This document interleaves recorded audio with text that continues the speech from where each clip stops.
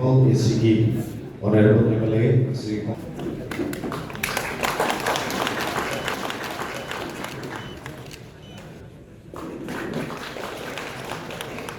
Culture की बोल रहा है कोई मिट्टी नया मामला है 30,000 मामला है मिट्टी से फजाई से ना वो सो को सच्चा तो नहीं वो अंतर से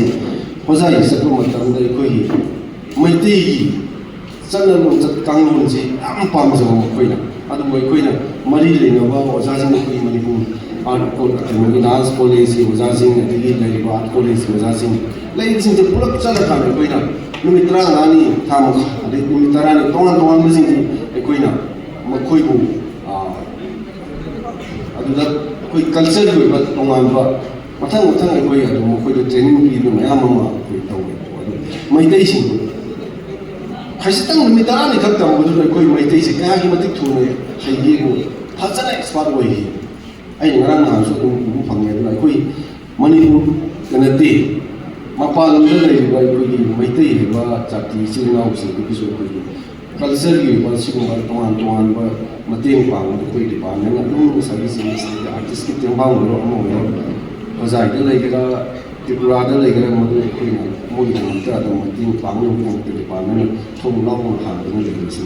थमसके नेशनल अवार्ड डिग्री अवार्ड लेबा ngara ai sina han ko ngara han ki ne ne jar ko yum da ai si na si ni su yum da le se ayum da le ko ti pa mi a de le de thong ko phang de chin na ada ai kum ni ni ko ko yi arang kham si go ma gi pencil le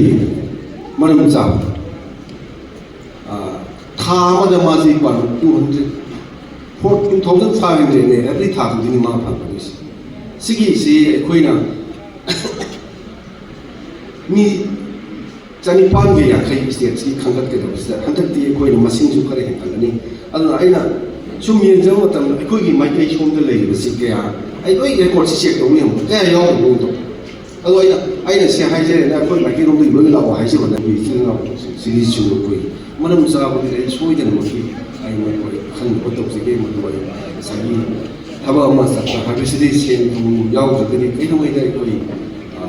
kainon to ko ya aku paham ko aduna ngasagi koi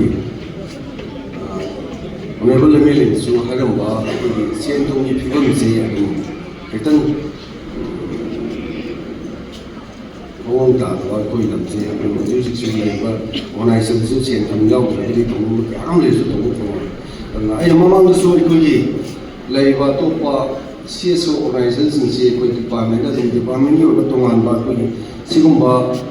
association sigumba kenojing sina koi lup sing ki tongan ba function ke ma ma to ma tam sigi tongan ba koi department ki funding dum le se koi sa khara dum la mani dum koi na aina ti sigumba function ma to ma tam aduna ai koi na sai honorable MLA so hai ba mathang stage da lai ba koi sigumba koi sagi